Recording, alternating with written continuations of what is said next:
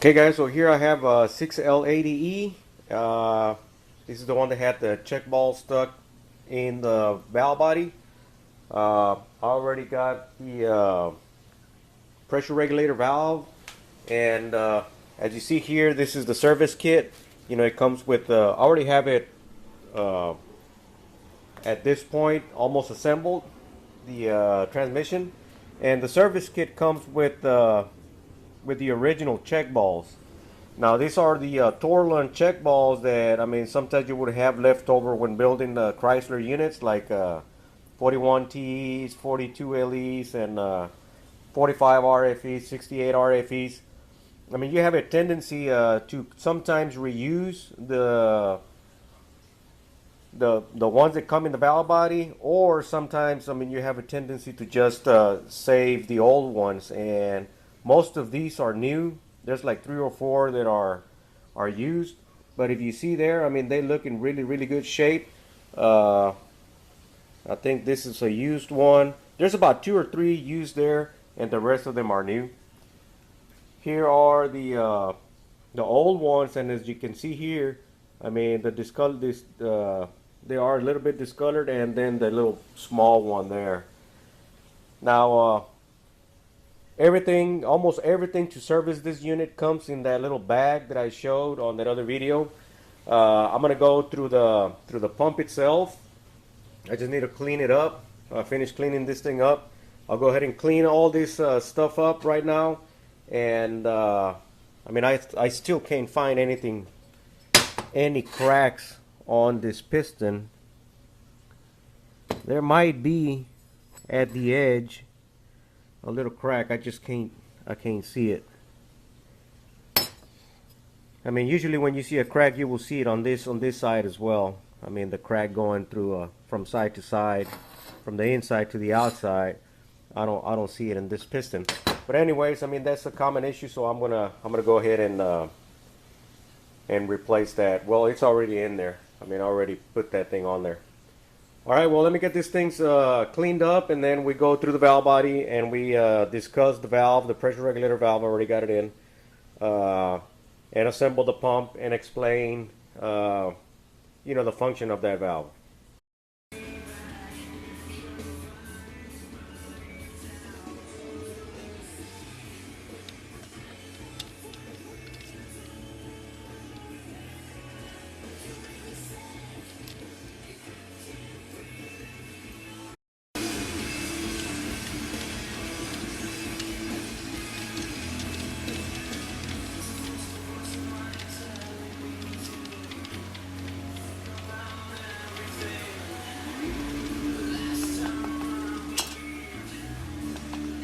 Bottomed out. Special Kenmore tool.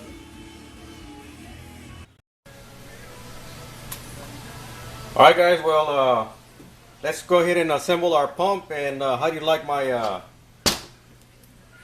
J tool, loading tool? Whenever you don't have the tools, the right tools, you gotta use a little bit of ingenuity. This is our boost valve, and it looks in good shape. Now let's take our pressure regulator valve out, and we're going to find that this pressure regulator valve, it's extremely worn out. This is one of the reasons I like to install that Transgo valve. As you can see here, I mean, you can see the wear right there. That's a lot of wear. If you see a bare aluminum like this valve is just completely shot. And if you see here, I mean, it's just, there's no more anodization on this valve.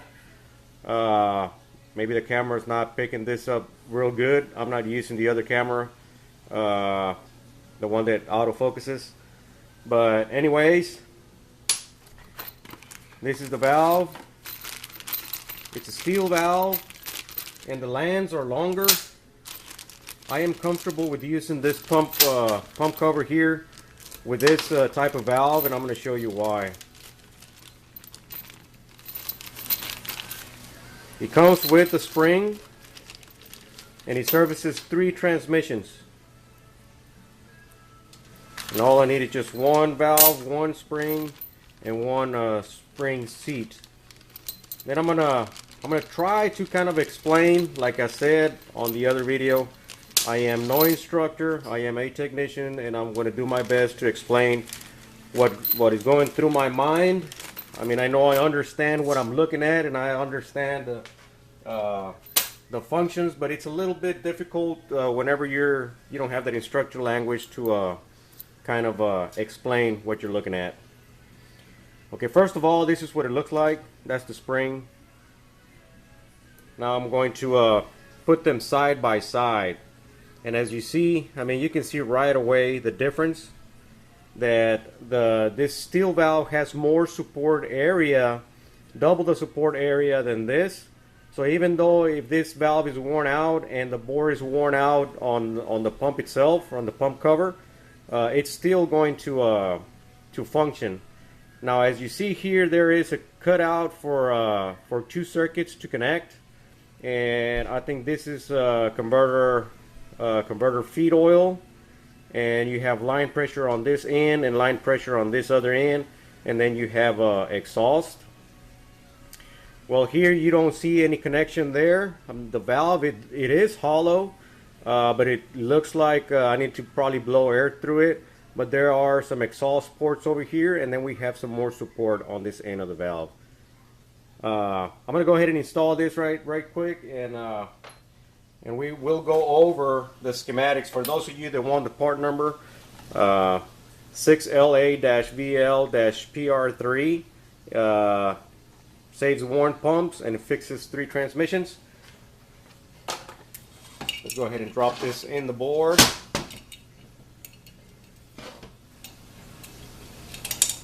Okay, now we drop our spring, our boost valve,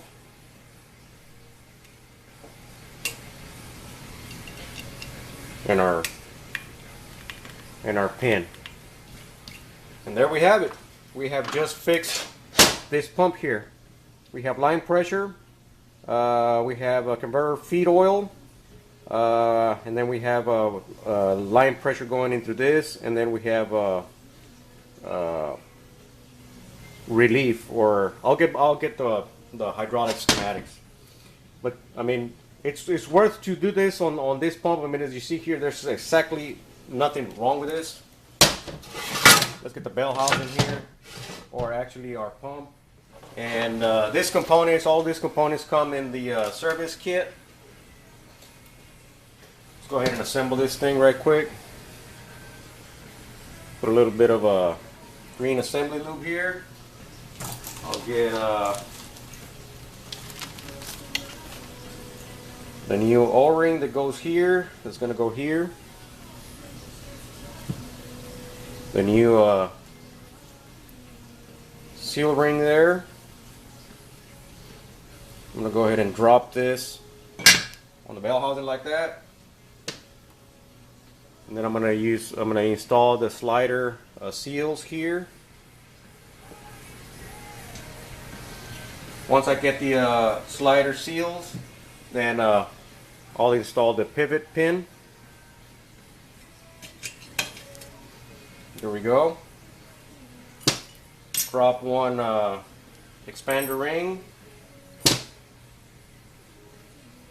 Get our pump rotor situated here. Pump rotor. Pump vanes.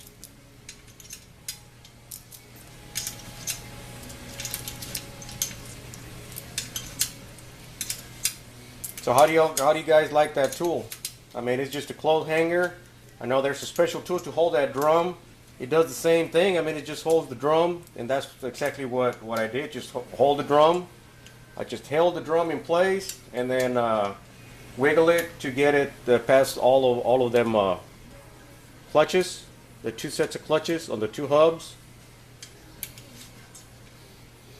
So really, if you just use a little bit of ingenuity, I mean, you can come up with tools to work with.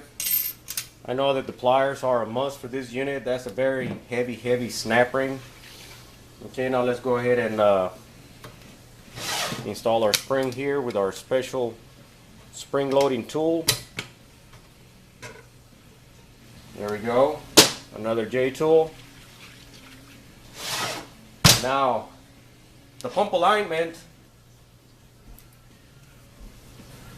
he has one dowel pin that goes here.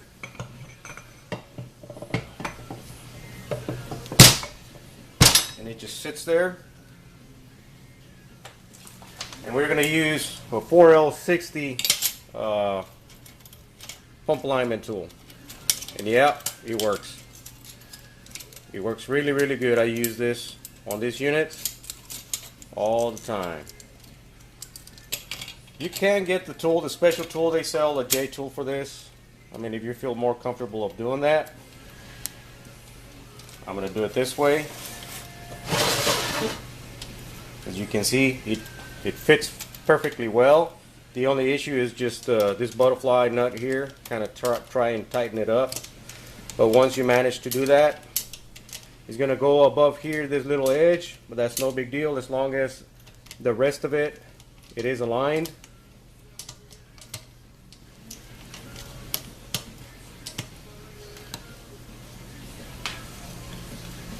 There we go.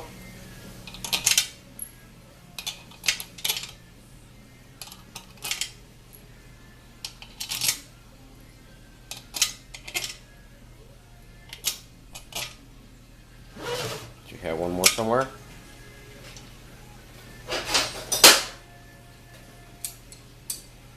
I mean, you could have went with your speed handle first, hand tight, and then align. Put your pump alignment tool. Let me rotate this bell housing. As you see here, we're sitting right there on the edge. So it is aligning the pump. You can see here the little edge, and it's falling in the edge. So we are good. We are good.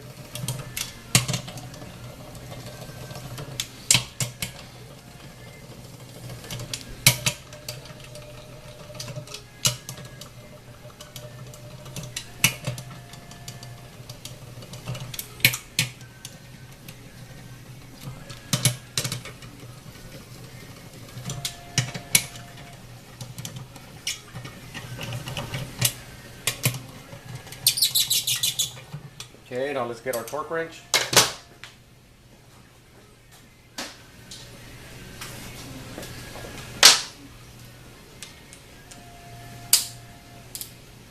think it's like 97 inch-pounds. Oh, crap, I gotta take the battery out. Okay, 97 inch-pounds, 97 inch-pounds.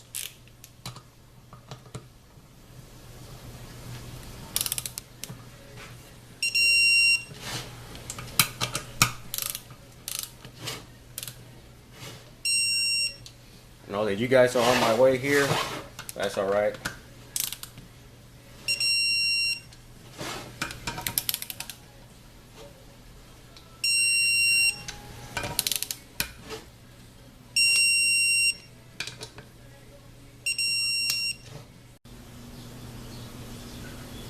Okay guys, well let's wrap this thing up. Let's go ahead and wrap it up. Here's my 2 valves and here's my 2 springs. Now let me get this thing closer to the camera, and I have a white paper back there, and I hope that it will autofocus here. It is not focusing. Let me get this paper closer.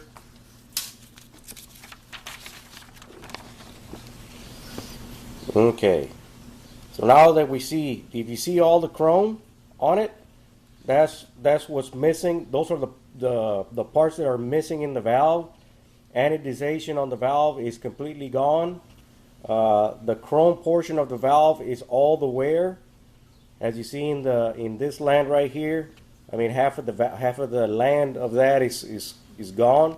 And here in the first land, if we see here, I turn this over and look at this paper closer.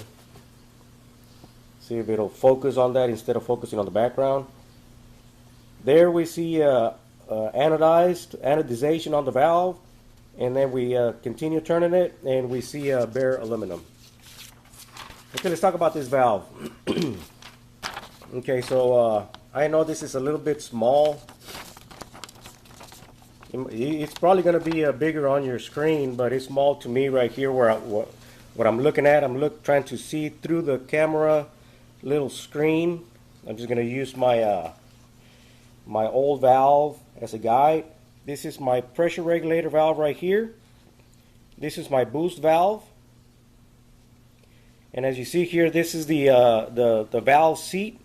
This is the first land, then we have another land here in the middle, and then we have the front land. And the valve that you're looking at it like this. Now we have line pressure on the first. Let me see if I can read that thing correctly. Yeah, we have line pressure here, and we have line pressure right here, and then we have a converter feed oil going to the converter feed limit valve, and then it goes to the converter torque converter clutch circuit. Okay, I'm not going to explain all that, but I'm just going to compare both valves, one against the other. And if we look at this valve, on the center land, we have a flat right there. Let me put it sideways. See that flat right there? It allows fluid to flow from one circuit to the other. And we see that it's converter feed and line pressure, and we have two line pressure circuits in this valve, one right here and one in the front of the valve, and actually the rear circuit, it's feeding converter feed oil. Now let's get this other valve here into the picture, and this is actually the seat. The seat is removable, and what we see here, that the center land, it no longer has the step, it no longer has the line pressure to converter feed oil feed anymore, but we do see a feed hole here that is hollow, that from here it goes to the front of the valve. And the way I think this valve works is that actually line pressure goes into this feed hole and acts as a extra added support for line pressure to the front circuit of the valve, which is this right here, and it actually helps the valve keep it open in place. The length of the valves, they are both the same, but if we see here in the back, the original valve, the land ends right here, and then we have exhaust oil, the circuit, which is this right here, and we see that this land right here are open for exhaust. Now this added portion here on the valve and added portion in the front of the valve as well, it acts as support, so you need some exhaust, and it does have another hole in the rear for that. So exhaust feed oil goes into here. It has two holes. It goes into here, and it exhausts back into the sump through there. Now, this is the spring that goes with this valve, and the weight of the spring is different. And this is the original spring. Now let me get the paper here. Sorry, I'm running allergies here. So we got line pressure going into this land, and here we see a cutout of the pump, and we see the real long land here for support. So line pressure goes into this port, which is a small hole or a small port, and then we have line pressure going into these other port, and then we have the feed hole that goes through the valve and helps balance this valve open, crossing line to converter charge feed circuit. And then this is the decrease circuit that comes from the pump itself, the decrease, and the decrease goes into sump, back into the pan. So this is basically how the valve works, and it gives you a little bit more support on the wear that it's actually on the pump itself. Now let's go ahead and measure the springs, both the original one and the Transco spring. I'm going to move these valves out of the way. I'm going to put this little scale right here. This is the original spring. Let's see how much this how much spring tension it's got.